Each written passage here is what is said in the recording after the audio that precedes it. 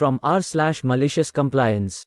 Stop blaming the person I'm training for the rookie mistakes he has been making. Very well. Okay, so this one happened a while back actually, and it's not as epic as some others here, but still. I used to work as a temp in a cardboard factory. I started out assisting the machine operators in their work, but after the person who managed the materials, cutting forms, printing stamps, and ink, who henceforth shall be referred to as Dave, was forced to take a week off, paid vacation he was forced to take before the end of the year, and the end of year rush was coming up, and things went south because the flow managers couldn't keep up with his job and their own at the same time. The company decided we needed a second person to do Dave's job to avoid situations like that in the future. They tested several people by having them work together with Dave for a couple of hours, and apparently I was the only one who did a decent job, so I was told Dave would be training me. I was never asked if I was interested. I didn't even know they were looking for someone to help Dave until I arrived at work one Monday, and my schedule said I would be working with Dave. Of course, I didn't mind, because since I was already capable of helping operate 8 of the 10 machines in the factory, I figured this was a great way to further solidify an actual contract with the company. Now, during his week off, Dave had met a woman, and they had started dating. She would constantly text him while he was at work, and it showed in his productivity. Of course, Chief Operating Officer figured his drop in productivity was because I was slowing him down. As time went on, Dave's girlfriend moved in with him. Now, I haven't mentioned this yet, but the factory had a 2-shift system. Early shift and late shift. Most of us worked in rotating shifts, but Dave had a fixed early shift, because he had to be there on Monday mornings. Now, this meant Dave and his girlfriend could never go out on weekdays and even had to go to bed quite early, so Dave requested to be put back on rotating shifts once he had finished training me. The Chief Operating Officer said he would look into it but kept giving Dave excuses. So Dave started interviewing for another job. Then came the day me and Dave were called into the Chief Operating Officer's office and got yelled at for not pulling our weight, and stuff like that. One of the things mentioned was repeated tardiness. Dave couldn't deny that one, he had overslept several times in the last few months. But I had only been tardy once because of a flat tire. So, wanting to set the record straight, I tried to interject about my flat tire, and the Chief Operating Officer snapped at me to keep my trap shut while he's talking.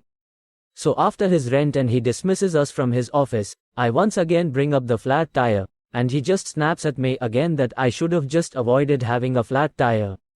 That was the last drop for Dave.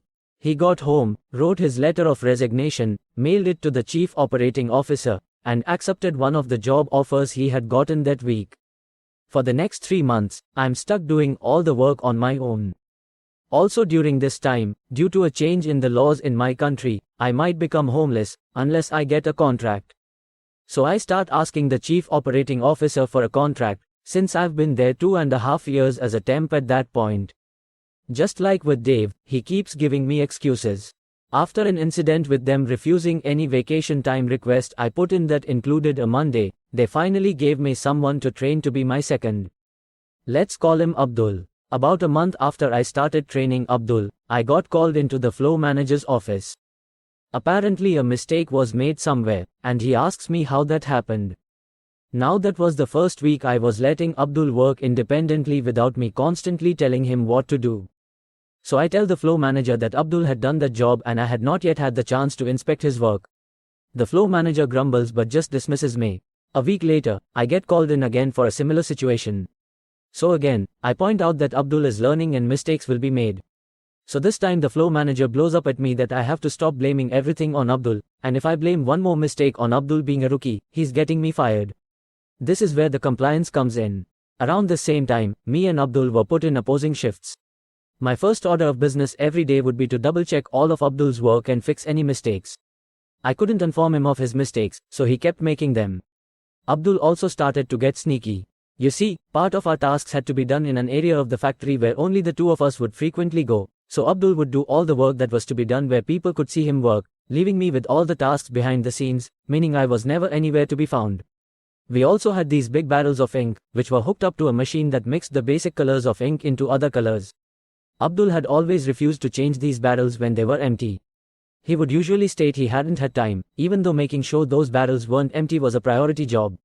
This eventually all culminates in a moment about 8 months after Dave left, where I'm once again called into the Chief Operating Officer's office. I'm thinking I'm finally getting my contract after 3 years as a temp. I'm also convinced Abdul got a contract the week before, though Abdul and the Chief Operating Officer have always denied that. Instead, I'm told I'm fired. The Chief Operating Officer also goes out of his way to inform me that he's been wanting to fire me for 6 months now because he blames me for Dave quitting but was asked not to by the floor managers until I had trained someone to replace me, and they considered Abdul to be ready to do the job now. He also told me that he did appreciate the work I did, he just had a problem with me personally. After my meeting with the Chief Operating Officer, I make my round of the factory to inform my coworkers that I have been fired and to say goodbye. The look on Abdul's face was pure panic. He suddenly realized that despite me demonstrating how to change those ink barrels, he had never actually done it himself and, as such, didn't remember how to do it. A week after I left, I got a message from one of my former coworkers that the entire factory was looking to go to the Chief Operating Officer's office and demand they rehire me because Abdul was not only doing a poor job, but he was also being a megalomaniac. I told her not to bother, because if they did rehire me, it would only make the Chief Operating Officer hate me even more. Several months after, another former coworker informed me that not even a month after I was fired, Abdul was demoted back to assistant machine operator, and one of the floor managers had to take over his tasks full-time. Leave a like and a comment if you enjoyed this video and subscribe to our channel to make sure that you don't miss any upcoming videos. Thank you for watching Reading Reddit.